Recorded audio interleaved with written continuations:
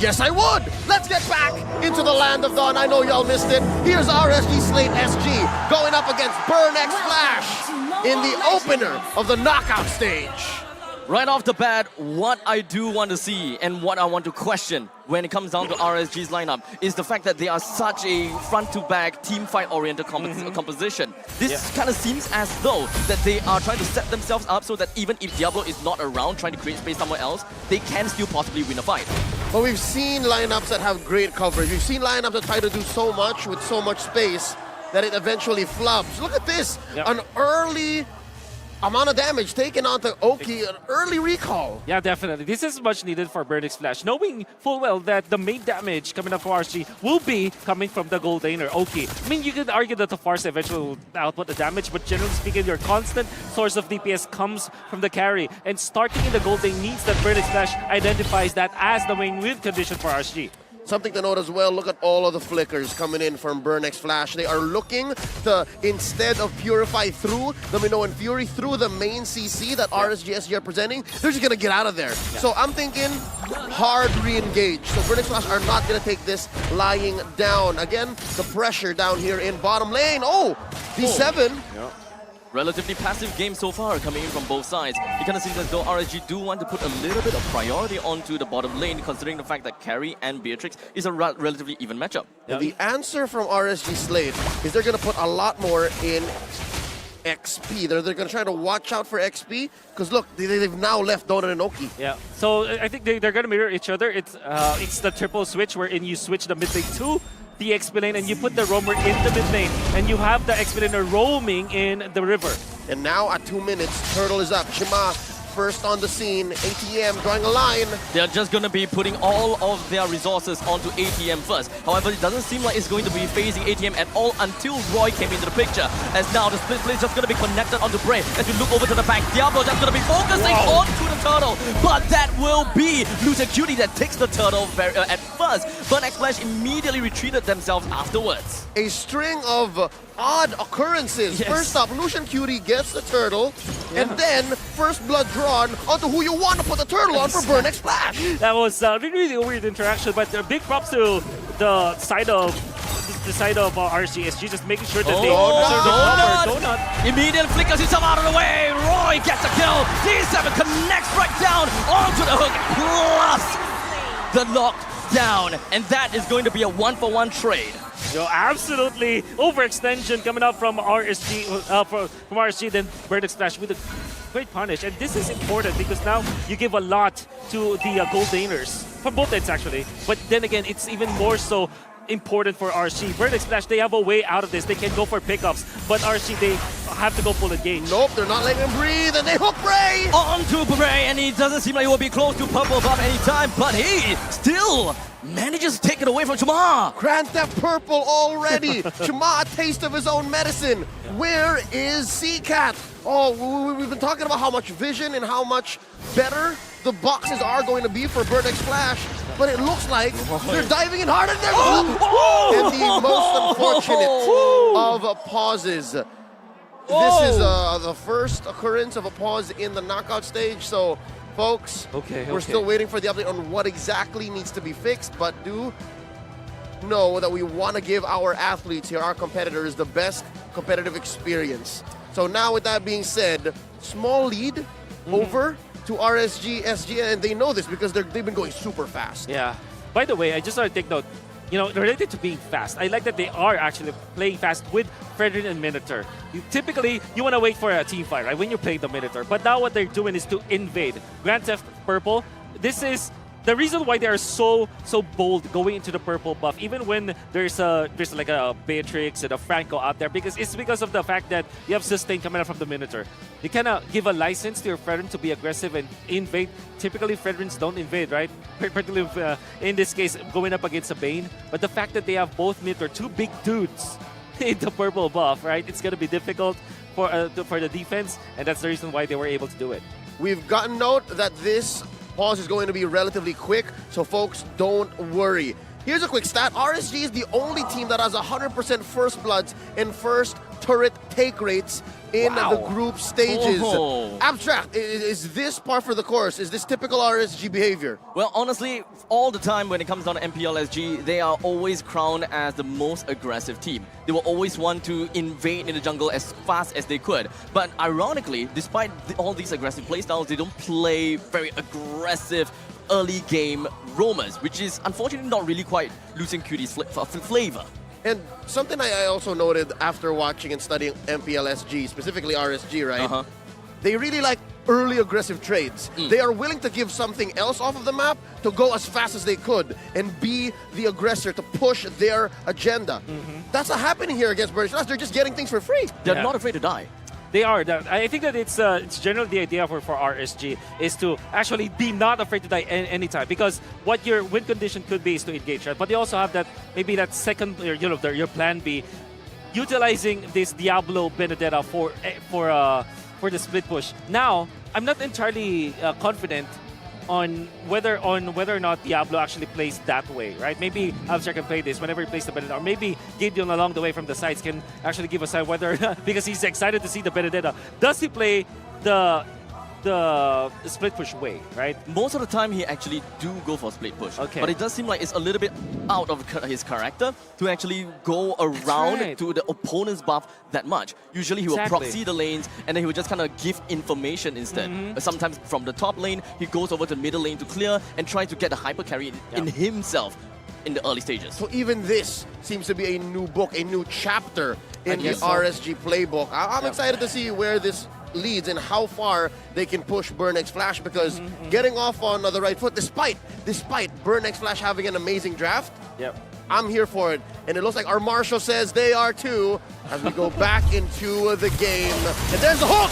Oh, and of course, it does seem as though Lucian Cutie wants to continue on, but a flicker comes in from Oki to ensure that he'll be able to come close to Donut. Wow. Great answer coming out from RSG Slate. Well, there was a great hook onto the far side, but the fact that they took a donut in between two lanes, I think that's going to be great. I think this is going to be bad due to the fact that Donut actually died 2 times in bottom lane already. That is not great in an even matchup between Carry as well as Beatrix. But right now, RSG, they're getting themselves right underneath the turret's nose, and CCAN and D7 doesn't seem like they will be able to defend that too much. They're treading the needle here, and they see that turtle is up, so they might need us elsewhere. Let's let Donut breathe first, but again, that's a tactical retreat coming in from RSGSG. Up top, Diablo's, again, going as aggressively as he could, forcing ATM here to back out. Something to note about Burnex Flash's draft is they have no real peel. Besides ATM, who actually wants to draw a line between his opponents and his squad, there's really not much they can do to stand up against RSG's damage, and now a free turtle take right in front of ATM's face. Oh, Roy did manage to get hit by the grab, but it doesn't seem like it will be too big of a thing, because RSG don't want to be so aggressive on ATM. Great escape though when it comes down to the flicker. In the meantime, down to the bottom lane, great start coming from CCAT. Oki knew that they have no choice but to take the fight head on. He goes down, and so will Lucian Cutie. The numbers game were against RSG down bottom, and it looked like they couldn't find a way to capitalize, so this was a losing trade. Oh, 100%. Burnex Flash. Great cross-map play that you saw from them. They put 3 heroes onto the bottom lane right as the second turtle ended. So what happened was, the members of RC were divided, Oki was left open, and even when they decided to not contest the turtle, they went in for a bottom lane trade where they got a kill onto Oki and the turret. And given this situation right now, RSG Slate SG have to repair. Let's again look at what gave Burnex Flash here this 500-600 gold lead in this early of a game state. Here's that mistake down bottom. They picked the fight against 3 members. Donut flickering in, just looking for Oki, not really minding Lucian Cutie. There was a great jump coming from Lucian Cutie eventually, but you saw that Donut was focused on a mission, win the gold lane matchup, and now they're leading by 400. They even transferred to the top lane. I really like the fact that Burnex Flash immediately went for recovery mode in the bottom lane to try to make things good for Donut. In the meantime, RSG knew what's going to be happening. They went to go down to the bottom lane, but Diablo was unable to hold the fort all by himself. It's the same flub. RSGSG seems to have overestimated the amount of sustain and the potential for outplay in the lane that they're willing to trade for. So yeah, they are a step behind currently. Now, about 2k down, Bray looking to steal again this purple buff away from Chima, but Chima is a step ahead as well. Look, he took the purple already from RSG. The siege from Burn X Flash is definitely devastating over to the hands of devastating over to RSG, right? There's really like not much that they can do. Burn X Flash is just playing their own game, while RSG is a little bit slow on that. Astral Echo already set in by CCAT, looking for better ways to engage, and here's ATM coming in. He's just gonna be caught in between of everyone else with the first person down. Bray takes himself the turtle, and Burn X Flash would want to retreat, full-on retreat. Shama makes a quick run, but Diablo with the sword out strike brings him down with 2 members down. Wonderful recovery coming up from RG Snake. Especially because they were able to control that pit on the turtle. But Burn X Flash, macro plays for the past 2 minutes. They traded for bottom lane turret, and then up top they got 2. Then they got the middle. They might have given away the turtle, and now another turret. But they are evening up when it comes to the gold just because of their macro adjustments. It seems like there's a rubber banding effect here that RSG has taken advantage of. The fact that Burn X Flash has been conditioned to send more bodies elsewhere opens up that small window for RSG to, again, shrink this currently 400 gold lead, which was prior about 2,000. 5-5 here. The map's looking as close to 50-50 as it can be with a minute away from the first lord of this game. Now we're looking for that next engage. A lot of vision coming in from Burn X Flash. So I'd say, unless Diablo says, you know what, it's a clear go, boys. 2 here, 3 here, find that take. It should be go for RSG. One thing to note though, they still have that goal, that tier 1 up top. So I'm thinking, what's going to be the play? Oh yeah, of course, Sendoki. Yeah, Sendoki there. And by the way, Burn X Flash also managed to push the mid lane turret while also retaining their own. And while it is almost an even matchup when it comes to their economy, the fact that they have maintained their tier 1 in the middle means that they have more map control. And Donut immediately jumps himself into Panet's rage, followed after D7's hooks.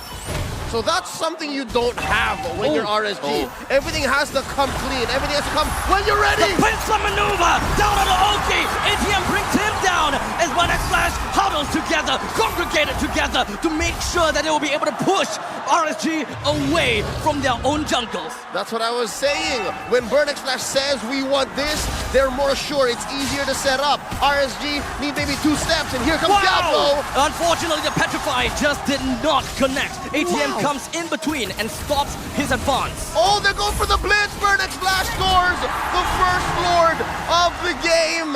Something to note, Diablo usually rocks and execute when he wants to play this way in the Benedetta. What's with the Petrify? Oh, I don't know. I don't know how to answer that, but what I do know is that Burn X Flash had a great last minute. It was the most fluid 1 minute I saw from Burn X Flash. They got a kill in the middle. They pinch from top into that L-bush up top where the lizard is. They got a kill onto Oki, then they get the Lord. That was so fluid from Burn X Flash. There's definitely some sense in Diablo picking up the Petrify. Now, he pretty much changed his idea and how he wanted to play the game. Instead of going so much of a side split push kind of thing, he will want to play for his team a lot more with the Petrify and all. But unfortunately, it seems like they are completely not utilizing the Benedetta's advantage. And it looks like D7, the rest of Burn X Flash have read into that. Maybe checkmate, because his hooks have been landing 50% of the time, and that's a huge stat. That's a huge amount of hooks coming in through a 10-minute game. That's a tier 2 in mid push, the main artery exposed for RSG. Slate SG, Burn X Flash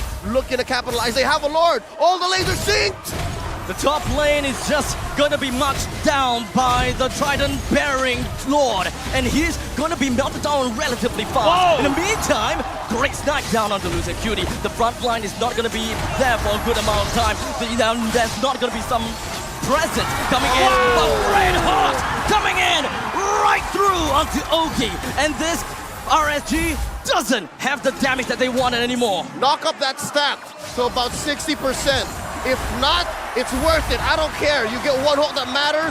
That's all that matters right now. And the airstrike along with a deadly cat. Everything's just gonna be tossed right on the opponents, and they will throw whatever that they can. ATM gets himself snacked out on top of Lucid Cutie. There's gonna be a 2-for-1 trade, but Oki, he's coming back out. The top lane and the middle lane inhibitor turret is unfortunately gonna be taken down, followed shortly by the bottom. 4v4, the defense of a lifetime coming in from RSG Slate.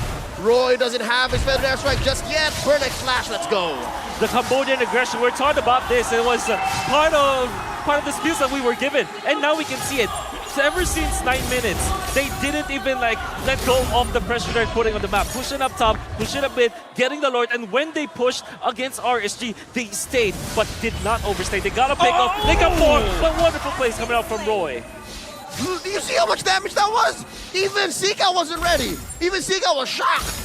That was a big catch. Let's say that, and not to forget, the Lord will be coming up in 15 seconds. Seacat will just barely make it. So I believe that RSG, they can actually try to force a fight due to the fact that Novar has nowhere to be seen anymore. Roy still needed to be there. Roy would rather not died, and rather Seacat. Roy got him. The fact that he kept his flicker might mean that he's willing to gamble that. But wait, look at this rotation coming in. Oh, I love it, because I was just about to say, RSG, the only way for them to win this is via split push. Get a long lane pusher, like Diablo, for example. But look at that.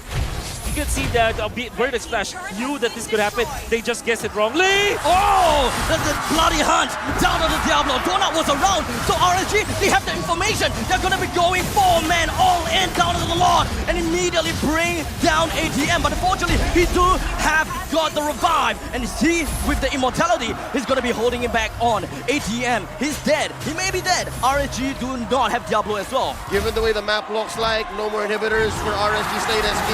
Burnex Flash read the room and understood that we can blitz the Lord. They're going to be forced to back out. We have vision on them. We're going to take this Luminous Lord and play the slow roll. Now, that's some high-level understanding coming out from Burnex Flash, and I really love their macro. Like I said, they just guessed a wrong bush, but the idea was there. They wanted to shut down Diablo because Diablo is the remaining win condition from RSG. The biggest problem for RSG now on this defense is that they will have to commit the feathered airstrike, and we know for sure that without the feathered airstrike, you will only rely on Oki's damage output, which is single target damage against the engage comp now of Burnex Flash. That is a big problem. How will they manage their resources? When will they use the feathered airstrike? That's a big dilemma for RSG. And that's what's making this all the more difficult. And that's why Burnex Flash has so much time and space to work with. Yes, they now absolutely. have the Lord marching down through mid. It's a 5v5 defense, the siege of a lifetime. Can they start it off strong? The threat is not quite there yet for Oki, but big smack coming from Donut, leaving Diablo only a sliver of health. But unfortunately, Lucian is not going to be staying alive for any more longer. The Lord is still at half HP. The bloody hunt from neck down onto Diablo, and the entirety of the push-in from Burnex Flash conquered RSG's Slate SG. You can hear the crowd roar. The Kamai love it. Burnex Flash draws first blood. In the last push, you saw the ultimate coming up from Seacat, connecting onto 5 members. A pipe dream for Novaria players out there. And you saw how much the vision was instrumental to them hitting and landing those skill shots. That is a big fight for Burnex Flash, and RSG unfortunately could not contain Burnex Flash rotation. Their macro game is just great, and they had the answers to deal with Diablo's split push, even though that was his first time doing so in this game. Folks, it's also the first time RSG has tasted the bitter blade of defeat. The whole MSC, they ran right through the group stages, clean sweeps back-to-back, but now in the hands of Burnex Flash, they have tasted their first loss. Gideon, what do you think? Was that coming out of nowhere, or